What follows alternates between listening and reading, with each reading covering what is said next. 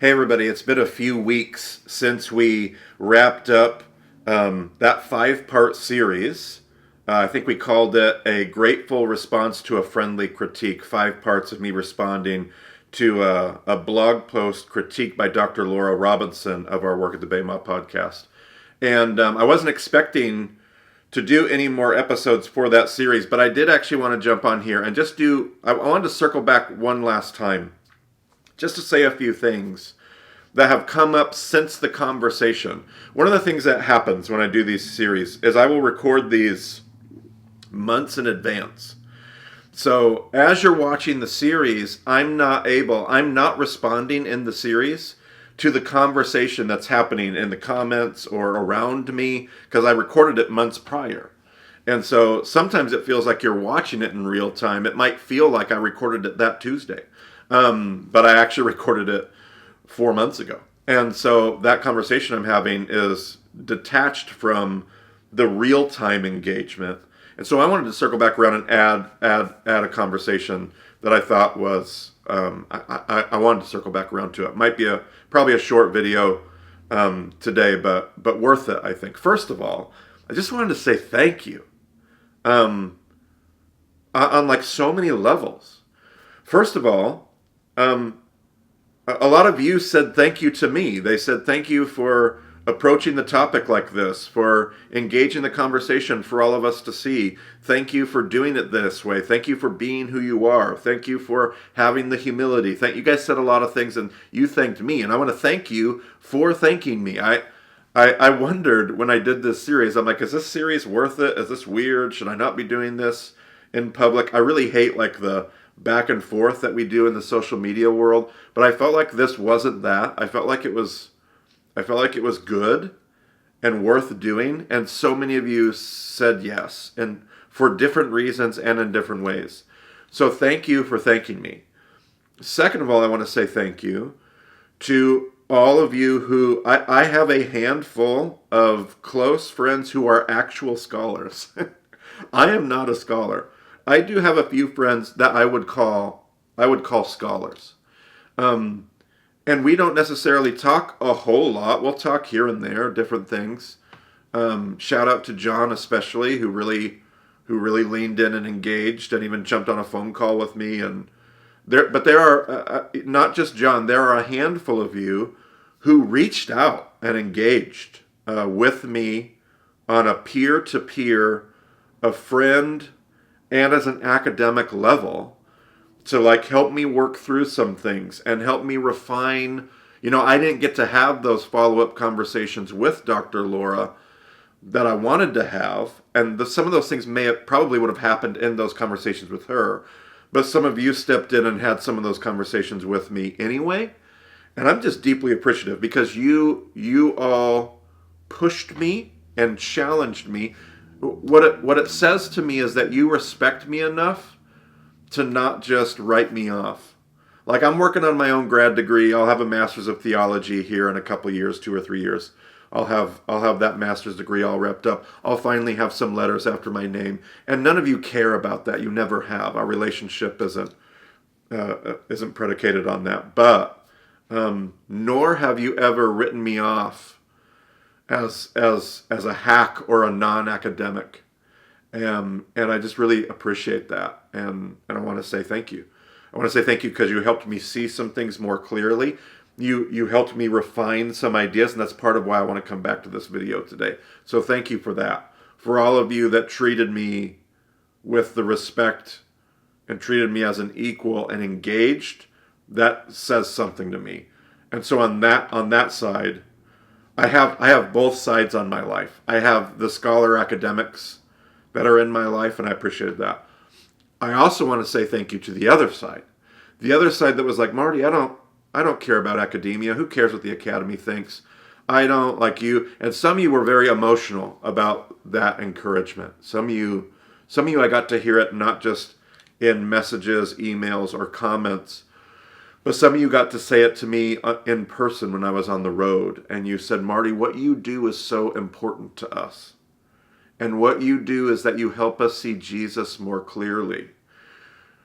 and more historically informed. Don't ever apologize because people from the academy, and I appreciate that. I just thanked everybody from the academy side because I love sitting in the middle. I think both sides of this are super important, but I especially want to say thank you to all of you who reminded me of the part that I play and why it's valuable to so many of you. I heard that and I felt it, and I just wanted to say thank you. So thank you for sharing that. Let me touch on the 3 points that Laura made in her article. Let me revisit those 3 points and clear up just a few things that if I miscommunicated or maybe I've since learned. And let me go backwards, actually. Let me do that. Let's start with the third point. The third point about the relationship between Talmud and the Gospels. That would be part 4 of 5 in the series. Part 4. One of the things that I have since learned and become more and more aware of in the weeks that followed that series, I didn't realize how much conversation in the recent years, like in the last decade, has kind of erupted in scholarship about how much the Gospels, whether it's Matthew or other Gospels, but maybe even predominantly Matthew, how much the Matthean account it could be influencing Talmud. I didn't realize that. I didn't realize that scholarship very recently has started to go, I think actually the Gospels impacted Talmud. Or maybe at times the more appropriate thing to say is Talmud is having a conversation about these Gospels that are now being spread in a Christian world. That might be even more accurate. So I was unaware that is picking up steam as an academic conversation. I find that fascinating. Literally fascinating. I'm not there yet. It's probably a little bit of both. It probably is both hand. The Gospels probably do impact the Talmudic conversation. The Talmud probably is having conversation about what they see in the Gospels. But I'm not in the place where I think that's the only direction that relationship flows. I do believe, I'm very convinced that there are elements of the Talmudic conversation that were in the water during the ministry of Jesus and definitely during the writings of the Gospels. So it's probably both and again, just to reiterate, there is a danger there because it's impossible to know for sure what is and what isn't, what comes before and what comes after. So having that conversation about what informs what is a dance, but it's a relevant dance. But I wasn't aware that actually scholarship is talking a lot more, not what we were saying, but the opposite. In that video I said, I don't think scholarship probably is going to feel comfortable saying that the Gospels impact Talmud. And actually that's not the case. A lot of scholarship is saying, I think there is a relationship between the Gospels and Talmud going the opposite direction of what we're doing. Very interesting. So I'll just say that. Second, in part 3 of the series, which is the second point of Dr. Laura's, which is the danger of over-narration, I just want to reiterate that is the one I'm most convinced out of this critique. That is the one that I am by far the most guilty of. It's not some huge condemnation and delegitimizes all the work that we do, but that is the one that I probably slip into without thinking about it because it's so easy to do in the context in which we teach and the podcasts that we have. I over-narrate. Full stop. Period. How much I over-narrate and to what extent and how much does that damage the substance of the conversation, we could have that conversation. But I for sure slip into, and I'm guilty of that danger maybe more than anything. So I just want to reiterate that. And I did not mean to say in that video that scholarship and the mainstream consensus camp doesn't narrate at all. That's not what I meant to say. A couple times comments came out of my mouth where I probably over-exaggerated and overstated a point that if you took me very literally, probably didn't help. So I didn't mean to say that historians and scholars, they don't narrate at all, like they avoid all narration. Narration is a part of how you do your work. It's the amount of narration, and it's where you narrate, and it's the clarity where you say, I'm gonna narrate here. I'm gonna pull these pieces together, and I'm going to suggest this framework. Scholars have to be really clear about the pieces that are historical and then the way that they're narrating. So it's not that scholars don't narrate, period. It's that somebody in my chair, not only do we do it we over-narrate, we do it too much, but we also often aren't committed to being as clear about where that narration shows up. There are times in the podcast journey I am clear about that. When we talked about ancient marriage culture or the Olympic Games in the book of Revelation, and I said, listen, we are over-narrating. We're going to pull these things together. You can't find a historical source that proves that these things happen like this. So there are times when I do that really well, but there's probably far too many times when I don't make that clear enough. And I'm not even thinking about it, and I'm assuming it. And so that over-narration is one of the greater dangers that I for sure fall prey to more often than I ought to. And that's okay. You don't have to come to my defense. Like, that's just good. That's just good. And like, as we do the reboot of seasons 1 through 5, we're going back and we're re-recording seasons 1 through 5. We just recently got done with season 1. We're taking a break and we're eventually going to move on to season 2. Having this conversation means that I will be more aware during that reboot of trying to clean some of that up and making it more clear of how that narration impacts what we're suggesting and putting forward. I think that was a great point, and the one that I receive most eagerly. Finally, the first point, which was part 2 of the series. So part 2 of 5, we talked about what Dr. Laura Robinson called the small world problem. And I I talked somewhat about maximalists versus minimalists and how that somewhat changes the way we evaluate church history as a source, as a primary source.